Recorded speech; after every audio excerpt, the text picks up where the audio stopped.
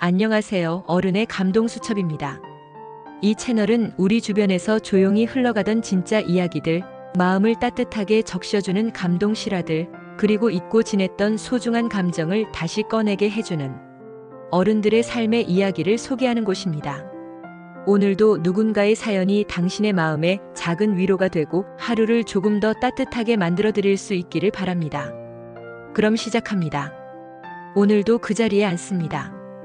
그날의 손잡음. 서울 변두리의 오래된 아파트 단지. 여기에는 78세 박정순 할머니가 산다. 남편과 사별한 지 12년, 아들은 직장 때문에 외국에서 살고 있어 집안에는 늘 적막이 맴돈다. 정순 할머니의 하루는 늘 같았다. 아침에 눈을 뜨고 작은 화분에 물을 주고 전날 먹다 남은 밥을 데워 간단히 아침을 먹고 텔레비전을 틀어놓은 채 묵묵히 시간을 보낸다. 그러다 문득 남편이 살아있던 시절의 목소리가 귓가를 스친다. 여보, 국화는 추위를 이겨. 당신도 늘 잘 견디잖아. 그 말이 들릴 때마다 할머니는 괜히 창밖을 바라보며 눈시울을 적신다. 매일 같은 버스, 매일 같은 자리. 할머니의 작은 즐거움은 매일 점심 무렵 타는 동네 버스였다. 사실 갈 데가 있는 건 아니다. 그저 버스에 몸을 싣고 동네를 한 바퀴 도는 동안 사람 사는 온기를 느끼고 싶었다. 언젠가부터 그 버스에는 늘 같은 자리에 앉는 80대 중반쯤 되어 보이는 할아버지가 있었다. 등이 많이 굽었고 걸음도 느리지만 항상 단정한 셔츠와 모자를 쓰고 있었다. 그는 할머니가 타면 늘 작은 목례를 했고 할머니 역시 미소를 돌려주었다.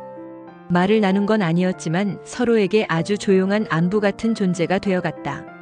따뜻한 차 한 잔의 용기. 그리고 어느 날이었다. 그날도 할머니는 평소처럼 버스를 타고 할아버지는 항상 앉는 자리에서 창밖을 바라보고 있었다. 버스가 큰 커브를 돌 때 할머니는 균형을 잃고 앞으로 넘어질 뻔했다.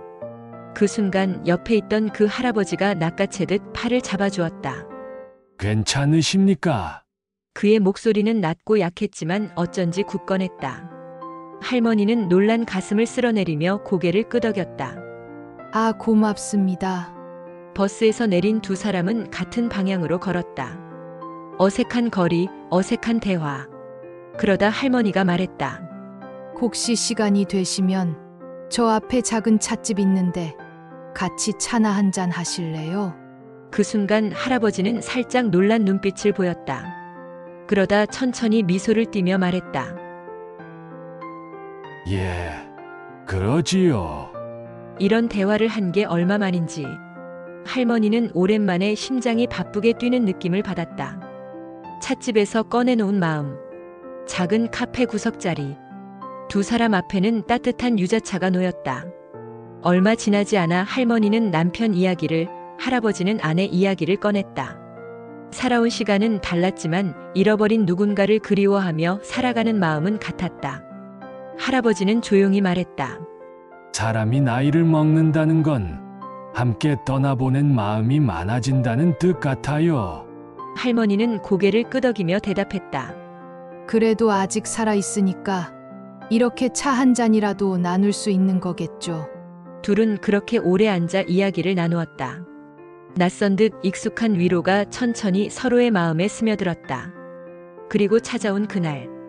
몇 달이 지나고 두 사람은 자연스럽게 버스에서 만나고 산책하고 가끔 찻집에 들렀다. 특별한 관계도 이름 붙일 관계도 아니었지만 삶의 빈자리가 조금씩 채워졌다. 그러던 어느 날 할머니는 버스 정류장에서 홀로 기다리고 있었다. 그날따라 이상하게도 할아버지가 보이지 않았다. 버스가 2번, 3번 지났지만 그는 나타나지 않았다. 불안한 마음이 번졌다. 그리고 일주일 후 버스 기사님이 조심스레 말을 건넸다. 그 어르신 말입니다. 따님이 며칠 전에 오셔서 아버지가 편찮으셔서 요양병원에 가셨다고 하더라고요. 할머니는 순간 가슴이 철렁 내려앉았다. 어쩐지 바람이 더 차게 느껴졌다. 그의 노트. 며칠 뒤 버스 회사 사무실에서 할머니를 찾는 연락이 왔다.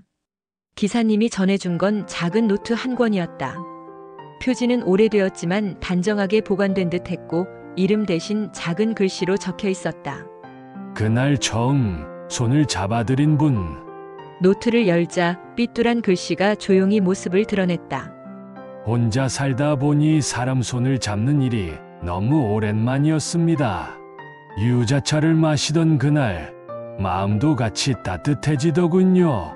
이제는 하루 중 가장 기다려지는 시간이 생겼습니다.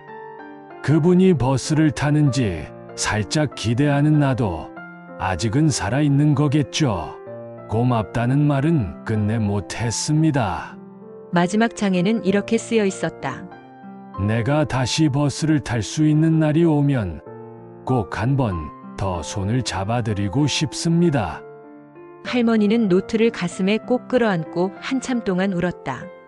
소리 없이 그러나 오래도록. 다시 버스를 타는 이유. 그날 이후 할머니는 여전히 매일 점심 무렵 버스를 탄다. 그와 함께 앉았던 자리, 창밖 풍경, 그리고 손을 잡아주던 그 순간을 떠올리며 버스는 여전히 동네를 한 바퀴 돈다.